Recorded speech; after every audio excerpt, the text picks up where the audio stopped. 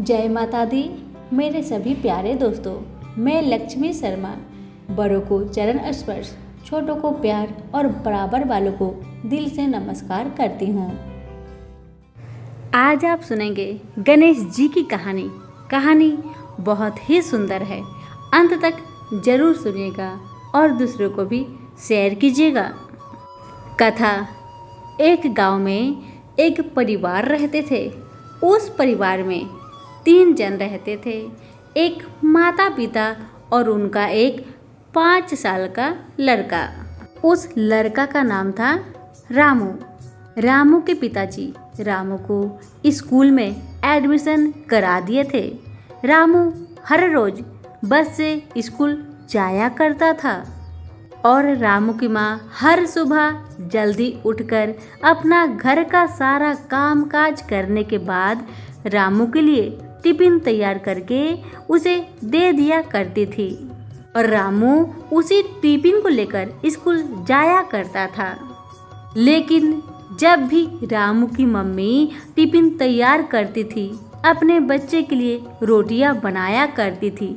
जैसे ही बच्चे को रोटियां देती थी, वैसे ही एक भिखारी बाबा रामू के घर के दरवाजे के बाहर खड़ा होकर चिल्लाता, माँ कुछ खाने को दे दे, माँ कुछ खाने को दे दे। ये सुनकर रामू की मम्मी हर रोज उस भिखारी को 2 रोटी दे दिया करती थी। भिखारी उस रोटी को लेता और हमेशा कहता, कर भला तो हो भला, कर बुरा तो हो बुरा। ऐसा कहते हुए भिखारी रोटी लेकर चला जाया करता। रामू की माँ सोचा करती, आखिर जब मैं भिखारी को रोटी देती हूँ तो भिखारी ऐसे क्यों कहता है, कर भला तो हो भला, कर बुरा तो हो बुरा। इसका मतलब क्या है?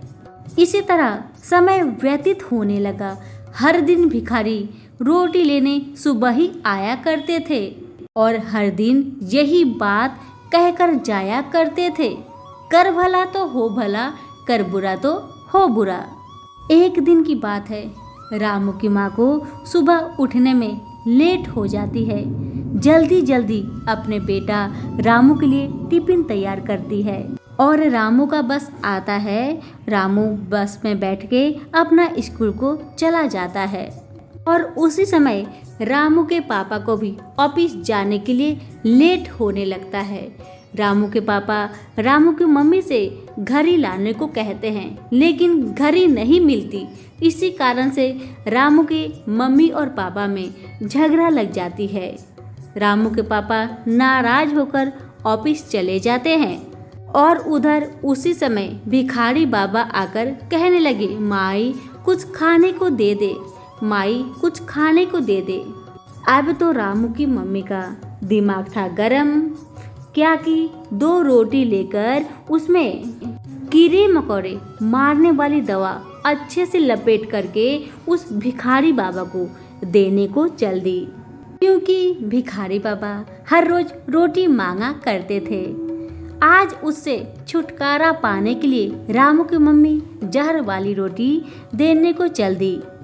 लेकिन जैसे ही रामू की मम्मी भिखारी बाबा की तरफ बढ़ने लगी, वैसे वैसे उसके दिल से आवाज आने लगी कि ये भिखारी तुम्हारा क्या बिगाड़ा है?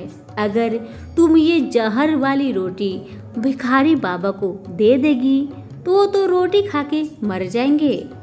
आज तुम उसे कुछ खाने को देती है, 2 रोटी देती है, इसी कारण से भिखारी बाबा तुम्हारे घर को आते हैं। अगर तुम उसे रोटी देते ही नहीं, क्या वो तुम्हारे घर को आते? उसमें उस भिखारी बाबा की क्या गलती है? अपना गुस्सा दूसरा पे निकालना ये अच्छी बात नहीं। बस रामू की मम्मी का दिमाग शांत होता है, उन्हें दया आती है भिखारी बाबा पर। जल्दी से वो दोनों रोटी को जमीन के अंदर दफनाकर ढक देती है और जल्दी से अपनी हाथों को धोकर अच्छा सा 2 गरम गरम रोटी बनाकर भिखारी बाबा को दे देती है। भिखारी बाबा हर रोज की तरह रोटी लेने के बाद इतना कहने लगे, कर भला तो हो भला, कर बुरा तो हो बुरा। इतना कहकर चल पड़े। रामू हर रोज 2 बजे अपना घर को बस से आया करता था, लेकिन आज पहली बार रामू घर नहीं आया था। माँ बहुत परेशान थी, बहुत बेचैन थी, क्योंकि 2 से लेकर 4 बज गया, रामू का कोई खबर नहीं था। भिखारी बाबा चलते चलते बहुत दूर पहुंच गए। वहीं पर उन्हें एक बच्चा बेहोश गिरा मिला। जब भिखारी बाबा उस बच्चे के पास जाते हैं तो देखते हैं, अरे ये तो रामू है। जल्दी से भिखारी बाबा उस रामू को थोड़ा सा पानी पिलाते हैं और जो उसकी मम्मी रोटी दी थी वही रोटी उस बच्चे को खिलाते हैं। उसके बाद बच्चे के शरीर में थोड़ा सा जान आती है। फिर रामू अपनी सारी कहानी भिखारी बाबा को सुनाता है। रामू कहता है बाबा से, बाबा आज जब मेरा स्कूल का छुट्टी हुआ तो मेरा तबीयत ठीक नहीं था। इसी कारण से मैं बस के पास नहीं जा सका और न बैठ सका। मेरा शरीर बहुत कमज़ोर लग रहा था। जैसे थोड़ा ठीक लगा तो मैं निकला बस में चढ़ने को, लेकिन बस निकल गई और मैं यहीं पर बेहोश होकर गिर पड़ा। अभी आप मुझे थोड़ा सा पानी और रोटी खिलाए, इससे मुझे अच्छा महसूस हो रहा है। ऐसा लग रहा है कि मेरे शरीर में जान आ गई। अब भिखारी बाबा रामू को अपने साथ लेकर चल पड़ते हैं। उधर माँ गणेश जी के पास बैठकर पूरा जोर जोर से रो रही थी। हे भगवान, अगर मुझसे कोई गलती हुई हो उसे क्षमा करे। हे भगवान क्षमा करे, बस मेरे बच्चे को मेरे पास ला दीजिए भगवान।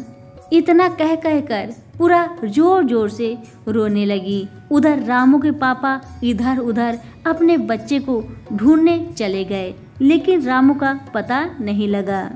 जैसे ही रात का 7 बजता है, भिखारी बाबा रामू को लेकर रामू को घर को आते हैं और रामू को उसके घर छोड़कर वहां से चले जाते हैं।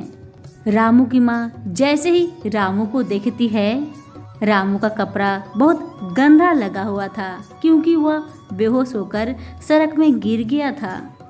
इसी कारण से उसका कपड़ा गंदा हो गया था। मम्मी जल्दी से अपने बेटे को सीने से लगा ली और जोर जोर से रोने लगी और पूछने लगी, बेटा तुम कहाँ थे बेटा? इतना लेट कैसे हुआ? तुम्हारा तबीयत तो ठीक है ना बेटा? तेरा कपड़ा इतना गंदा कैसे हुआ बेटा? तुम तो ठीक है ना बेटा? बेटा कहने लगा, माँ पता नहीं क्यों आज मेरा तबीयत सही नहीं था। जब स्कूल का छुट्टी हुआ मैं बस तक चल के जा नहीं सका और जब मैं चल के जाने लगा तब तक मेरी बस निकल गई थी और मैं रोड पे ही चक्कर खा के गिर गया और बेहोश हो गया था। मुझे तो वही भिखारी बाबा जो आपसे रोटी ले जाया करते हैं वही मुझे मिले और वही मुझे आपके पास छोड़ गए। भिखारी बाबा को जो आप रोटी देती है ना माँ, भिखारी बाबा वही रोटी मुझे खिलाकर पानी पिलाए। उसके बाद ही मेरा शरीर में जान आई और मैं आपके सामने खड़ा हूँ। अब तो माँ के पैरों तले से जमीन खिसक गया, माँ का सर चकरा गया। अब माँ को समझ में आया कि भिखारी बाबा क्यों कहते थे, कर भला तो हो भला, कर बुरा तो हो बुरा। अब रामू की माँ को सारी कहानी समझ में आ गई और मन ही मन सोचने लगी, अगर आज मैं भिखारी बाबा को जहर वाला रोटी दे दी होती तो मैं अपने बेटे से हाथ धो दी होती। इसीलिए अच्छा करो तो अच्छा होए, बुरा करो तो बुरा होए। सभी प्रेम से बोलिए गणेश भगवान की जय हो। हमारी आज की कहानी आपको कैसी लगी कमेंट बॉक्स में लिखकर जरूर बताइएगा। अगर अच्छी लगी हो तो लाइक शेयर भी कर दीजिएगा। धन्यवाद।